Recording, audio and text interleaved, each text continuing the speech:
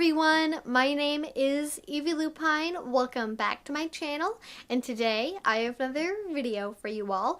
Today I am doing a little bit more of an abstract topic. I hope that it will be something that you can take into your own relationships, into your own life, and you can have an interesting new way of thinking about things and evaluating what you actually want in life and the types of relationships that you want to have. The inspiration behind the thought process that I had is a common theme that seems to show up in the beginning of a lot of books about polyamory, interestingly enough. There's an analogy that many people will use that is about gardens. And I believe the book More Than Two, although don't quote me on that because I haven't read it in a long time, I believe the book More Than Two starts off with an analogy about somebody's garden. And you are the gardener, and you have this amazing garden that you have been taking care of. You have all these different shrubs and fruit trees and plants, and you have this like brand new row of sun-loving plants that you've just put in, and they're so interesting and new, and you've never really had anything like that in your garden before. And at the same time, you have this big, lovely oak tree that's been in your garden for 30, 40 years, and it is giving you a lot of shade in the summertime. There are squirrels that live in the oak tree, and it's just so big and beautiful. But actually, you find out that this big oak tree is shading your new sun-loving plants. And now you as the gardener have to make the decision of, do I move these sun-loving plants or do I trim my precious oak tree? And the reason for these types of comparisons, these stories in polyamory-based literature, is to give an example of the types of choices you make and what you're cultivating in your life. Because the garden is representative of your life and the space in your life that you have for relationships. So in the case of polyamory, you're making the decision between a new partner, the sun-loving plants, and your existing, usually married relationship between you and this big, beautiful oak tree. And you have to decide, if I trim the oak tree, am I hurting it? Am I getting rid of anything that I would be remiss to lose? And how do I keep all of these different plants in my garden in a harmonious way that I can actually sustain? And that's the part that I want to emphasize for this conversation, is how do you know what kind of garden you have to start off with, and how can you come to know your garden in such a way to where you know what you can actually sustain and what's actually possible for you. What's been a theme in the last couple of my videos, and probably throughout my whole channel really, is fantasy versus reality. Some of us have these fantasies of BDSM relationships, or being able to have multiple partners, or being able to serve one master and not having to work outside of the home, for example, that while would be nice if we could do them, are not compatible with our present reality. And we need to be able to go through the process of introspection, of really being able to catalog and categorize what we're actually able to do in this moment, and being able to figure out, okay, are these fantasy things that I want, is the garden I wish I could have compatible with what I can actually reasonably do? So that's what I want to get into in today's video. There's going to be a lot of plant discussion, so hopefully this very overextended analogy will be helpful and we will be able to make some sense to you guys as it has been able to do for me. So, step one of this process is figuring out what garden you have to start off with. Everybody has their own little individual garden plot. Are you somebody who has maybe a little bit more of an urban pea patch? Are you somebody who has like 5 acres out in Montana where you have these, beautiful free lands with all of these native wildflowers and things that just seem to grow all on their own? Are you somebody who's in Arizona and has a patch of gravel and you only can really grow like some cacti and some just plants that are totally immune to not having any rain?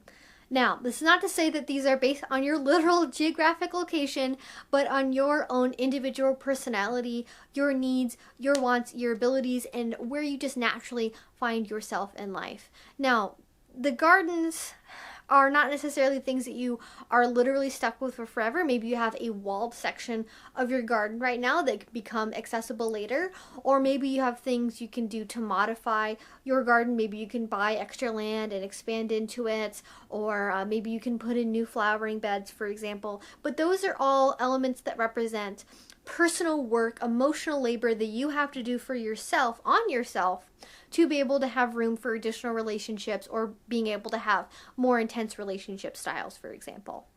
But the basic structure of the garden, our core personalities, are something that don't generally tend to change. The core things that we're able to give partners, the core things that we fundamentally have time for, aren't generally things that change over the long term. One of the interesting observations that I've made about myself as I have started to go from having a vanilla job and also doing YouTube to doing YouTube full time is it's interesting the things that I have decided to make time for now that I actually do have that extra time. You can say to yourself that, oh, if I just have more free time, I'll be able to do this thing, when in reality that might not be the case even if you do have a lot of free time. So it's important to be able to be introspective about what your actual real wants are and what you will actually be able to make time for. Now, most of us do not come into this world with completely blank gardens that we are able to fill up however we want. Some of us, for example, start off with weeds in our gardening bed. Do we have toxic relationships that we might need to cut off? Do we have friends that are not actually really being our friends? Do we just have things that we need to be able to sort out and make more organized, make more efficient in our everyday life? So the first step, after figuring out what type of garden you have, what kind of space you have to start off and work with, is figuring out what you can remove from your existing life, what you can remove from your existing relationship patterns that are no longer serving you. What are the weeds that are in your garden and how can you remove them in a healthy and safe way? Now, being able to remove, say, a little tiny weed that's sprouted up for the first time between a sidewalk crack is a very different situation from trying to save your precious oak tree from, say, an attack of ivy or holly. Now, I just want to go back really briefly and talk more about finding out what type of garden you have, because I talked about, the sprawling wildflowers and the gravel in Arizona and so on and so forth. And I want to kind of just explain maybe in more detail, how do you know what kind of garden you have and what is that determined by? Some people are just naturally very extroverted. Some people naturally have a lot of free time. Some people are just, able somehow to naturally cultivate a lot of successful relationships that kind of just spring up on their own, and they're able to kind of just be friends with anybody, and it's just very easy for them to be able to maintain anybody that they want to have in their life, and it's very easy to decide when relationships need to be gotten rid of. Other people, for whatever reason, good, bad, or otherwise, have a lot more narrow of a scope on their gardens. Maybe you are somebody who is very devoted to your education, or you just don't have a lot of, capacity personally for engaging in relationships. Maybe you're very self-focused, or maybe you just don't really like people that much, or you're very introverted or shy. Whatever reason, the space in your garden is very limited for having additional relationships. And this is all okay. Having a little tiny urban garden is just as beautiful, or can be just as beautiful, as having, giant sprawling rose gardens in an English mansion. It's all up to what works for you and being able to make the best of what you have. So, now that I've just briefly clarified that, let's go back to the step after we have decided on what we can get rid of in our garden and being able to just maintain our garden so we have a healthy platform to start off with when we are deciding what relationships we want to commit to. So what you have to think about is what kind of plants will actually work for the environment that you naturally have. If you, for example, have soil that is solid red clay, you are going to be able to grow very different things from somebody who has soil that's all sand. And so you need to be able to evaluate what sort of love language do I have is sort of what I'm going for here. What naturally do you give to a partner? How much time can you devote to a partner? What are your current resources like? If you are somebody who, for example, is on water rationing, you might not be the best candidate for being able to grow a rainforest. So you need to be able to think about what tools you have at your disposal, what you are naturally able to give to a partnership, how much time you want to be able to devote to a relationship, or you're able to devote to a relationship, is very, very important.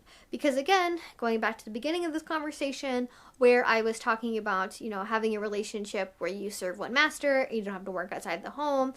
The idea of that is really nice, but do you actually really have the time and capacity to be able to reasonably do that? Are you somebody, on the flip side, who as a master would really be able to completely provide for a submissive who only worked in your home, who had no outside income, who had no outside job security or health insurance or anything else like that? Is that something you can actually reasonably provide? And if it's not, that's okay. It's just about evaluating what you can reasonably sustain. And if you have ever been to a greenhouse, if you've ever been to a nursery and you've actually gone shopping for plants in real life, one of the very convenient things that plants have that humans unfortunately don't is basically a little care guide on a stick that will tell you, okay, this is how much sunlight they need, this is the intensity of sunlight they need, this is how much water they need, what kind of fertilizer they need, what kind of soil they grow in. Now, not everybody is going to come with that kind of labeling, like I already said, but it is important to kind of think about that when you are starting off conversations with people that you might be potentially interested in having a relationship with. So, for example, if you are somebody who has a garden that's full sun, you just get all sun all the time, it's beautiful and wonderful, and you come across somebody and they say, oh, well, actually, I'm somebody who needs mostly shade, you might not be compatible in terms of having a healthy long-term relationship. Now, this is not to say that you can't make accommodations for certain people, or that you can't modify your garden, or that you can't have something short term, because that's another thing as well. Are you cultivating a garden that you want for the long term? Do you want to have this same garden patch that you've been cultivating for 20 or 30 years, or are you happy constantly changing plants every season? And really what you need to be able to do is to be able to look at whatever it is you're hoping to develop in your garden. Say theoretically you want to have a 24/7 MS relationship, and you look up online, okay, this is what a 24/7 MS relationship needs. Do you really have that skill set? Do you really have the time? Do you have access to all the fertilizer you're going to need, the amount of water you're going to need? Do you have an expert on this maybe you could call if something happens to go wrong with your garden? Do you have a community support structure behind it?